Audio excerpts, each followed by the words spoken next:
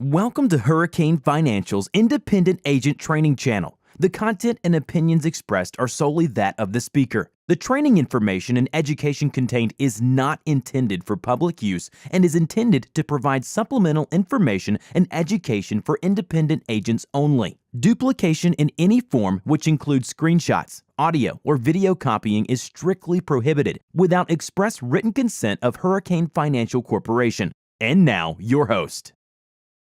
Okay, welcome to Phase 2, Module 2, Hurricane Financial Independent Agent Training. So we're going to go through and we'll just touch on a few things here that will help you as you're taking this course quiz at the end, and deciding if this is the type of opportunity that you want when you're building your own business and your own brand. So we talked a little bit in the previous module about the infinite banking concept and what makes it unique. And we did it really from a high level, a 10,000-foot view. We didn't really get down into the weeds and details, but we're going to get into a little bit more of the weeds and details here in this module. So let's talk about the MEC law and how a properly designed infinite banking policy fits the MEC laws and rules, but at the same time, still functions for banking.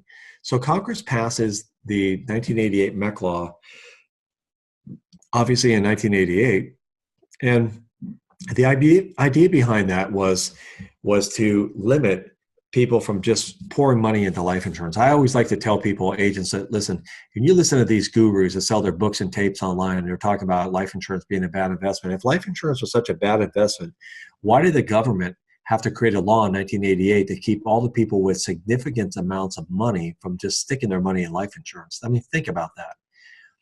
It's such a bad investment that millionaires were putting money in at such a fast pace, they had to create a law in 1988 to kind of slow it down a little bit. Think about that a little bit. So when you understand the significance of the 1988 MEC law, you'll understand that when you have a policy and you're paying premiums in, you have cash value that builds up slow over time. That's represented in gold, and you have a death benefit represented there as well. So premiums usually are very much equal the MEC limit for most policies, which means you cannot put additional money in over and above maybe the dividend, and that's it. So what we're going to do is we're going to show you that that's a traditional, typical policy, the typical viewpoint that people have of policies. And we're going to design it differently. We're going to set a much higher MEC limit. How do we do that? Well, so it's very strategic, but it is a strategically placed term rider that is a flexible term rider in conjunction with a flexible level paid up addition rider as well. So that term rider and PUA rider have to work, and they both have to be flexible. The number of companies that offer those, very few. The number of the companies that offer those and have non-direct recognition, even fewer. So I want you to think about the policy this way for just a minute. Traditional whole life policy would look like this guy. There's no muscle and no growth. They're just kind of vanilla. They're not exciting. Not a whole lot happens. But when you have a paid-up addition rider, it's almost like injecting that little policy with a steroid. And if you do that long enough and you continue to use that policy turns into a mega monster. Well, if you have a traditional little policy, a regular old whole life policy like a lot of people know about, a lot of agents talk about, and you're just talking about the commodity, the least amount of premium, the highest amount of death benefits kind of policy, they don't have to pay you much in dividends because the policy is not growing. So the apple would sustain the body of this policy here. A very small dividend is all it would take. This banking policy is going to require much more fuel, which simply means what? The insurance company has to feed it more. How are they feeding it? Bigger and bigger returns. The more you use it, the more it grows. So when you understand that, I want you to understand something else as you go forward. And we're going to have much more training about this in the future, especially as you do your one-on-one trainings and you're working with a mentor, you're working with your business partner who's going to help you close the first handful of cases you're working on. We'll get deeper into these kind of questions. So we're kind of hitting a summary here today. But what makes universal policy so toxic? Because that's a popular policy out there. A lot of people like to talk about universal life. Well, what they don't talk about is the roller coaster effect that goes along with universal life. Stock market returns are unpredictable. And the worst part is people age. And there's an annual renewable term clause in those policies that people don't consider. Agents like to talk about them because they're high commission policies, but they're terrible. They're actually toxic for the consumer. So what do I mean?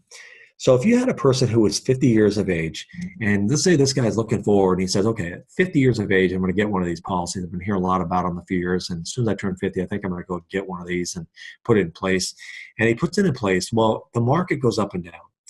And at some point in time, your earnings are going to be outpaced by, even the high point of your earnings in the market are going to be outpaced by your age, because your age doesn't go up and down. It only goes one direction. So if you actually got younger every time the market took a decrease or had a loss, this thing would work fine. Universal life would be great, but it doesn't. Usually in your 60s or right around age 60, you start finding that your internal cost of insurance is higher than the market. Now, hold on a second. This is where people get lost, because agents will say, well, wait a minute, Frank, there's no higher cost of insurance. I have a $5,000 premium from day one, and my premium is $5,000 5 years from now, 10 years from now. That's not good, because there's an annual renewable term clause in universal life policies, all of them. And that annual renewable term clause basically states that, sure, your premium may be $5,000 a year, but your internal cost is going to increase every year based upon your attained age. So as where it may work between ages of 50 and 60, because your market gains and growth in that universal policy can keep pace with the rising cost of insurance, but at some point your insurance costs outpace it. So what ends up happening is that annual renewable term cost, if you look at this 50-year-old, now this is $1 million scenario. So I'm looking at a guy with $1 million policy. It's a big policy, but again, it's all relative. It doesn't matter what size, the numbers are going to bear out.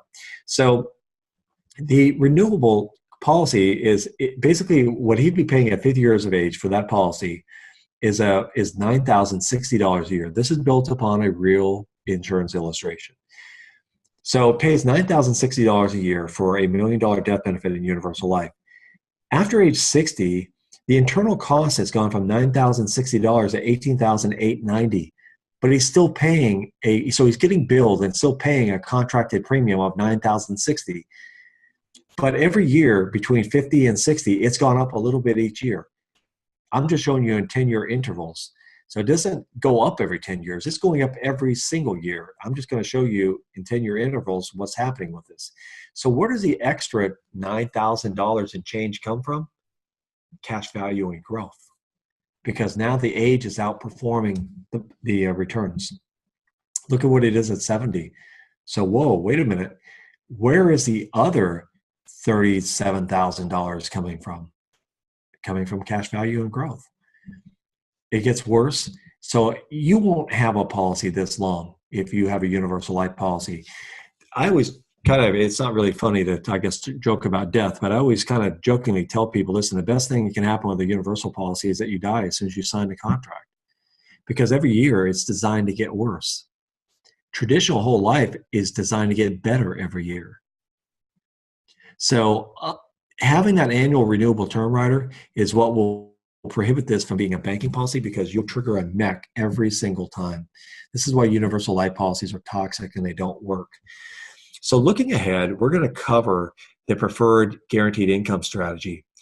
Now, when I say preferred, I'm talking about an offering that we have with Hurricane Financial that only 1% of advisors in the entire country are contracted for. It's a very small percent of people. You can help your clients establish income for life that they cannot outlive, that it's going to be around no matter how old they get to be. So the retained age won't make a difference. And it's not just income like a regular annuity, but increasing income with very large bonuses and with built-in healthcare provisions built in at no additional cost. You don't see that in typical garden variety annuities. So we're going to show you how the preferred offerings are unique and what makes those features stand out from everything else out there. So we ask you to come back for the next phase. This will be phase 2, module 3, as we get into strategic income planning and taking your practice to the next level. You've just listened to another independent agent training presentation, courtesy of Hurricane Financial Corporation. We hope you found the information contained within to be helpful. For more information or questions, contact Hurricane Financial Corporation at 888 200-8161. Wealth, security, control in the eye of the storm.